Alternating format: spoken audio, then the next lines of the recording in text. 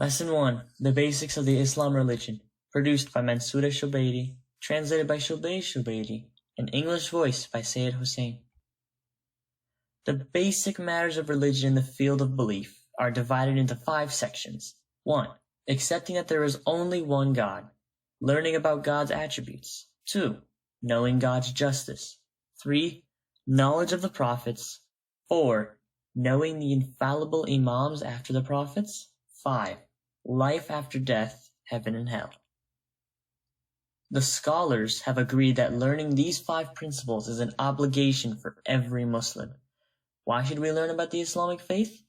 The first indicator is the logical evidence, and the second evidence is an auditory evidence, meaning from the Quran and Hadith. The logical evidence. When a person reaches adulthood, they sometimes think about why they were created. Why are they brought into this world? And what will happen to them after death? Is death the end? Why did God send prophets? Do we live in this world only to eat, drink, play, and wander aimlessly? These questions cause a fear that there is something we do not know. This fear of the unknown leads us to wonder why we are here in this world. When we think more and more about the world and creation, we see that this world must have a creator, and it is impossible for him to create himself or be created by chance. Then we understand that this world has an owner, creator, and mastermind. Now, we begin to think in a different way, which is how to thank this creator who gave us life and gave us countless blessings. Here comes the role of science and knowledge, and how they can assist us in thanking God Almighty correctly, for there is no thanks except by means of correct knowledge. Why did we say that gratitude is only valid by means of correct knowledge? Because gratitude must be appropriated to the situation of the thanked person, and this cannot be achieved unless we know the bestower with full knowledge. So we thank them with what suits them and their station. This happens regularly in our daily lives. We thank the teacher in a different way than we thank the postman, for example.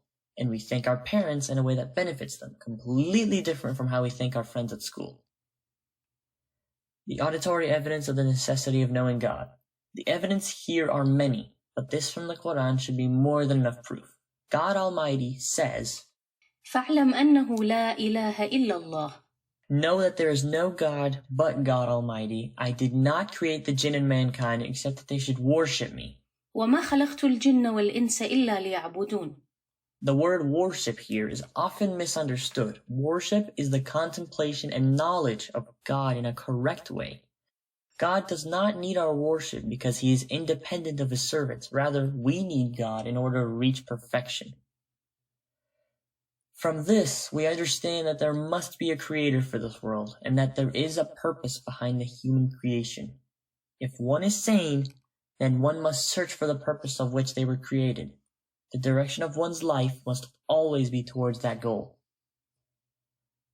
In the next lesson, we ask this question: should we imitate and follow our mothers and fathers in the field of faith or not? See you tomorrow. Goodbye.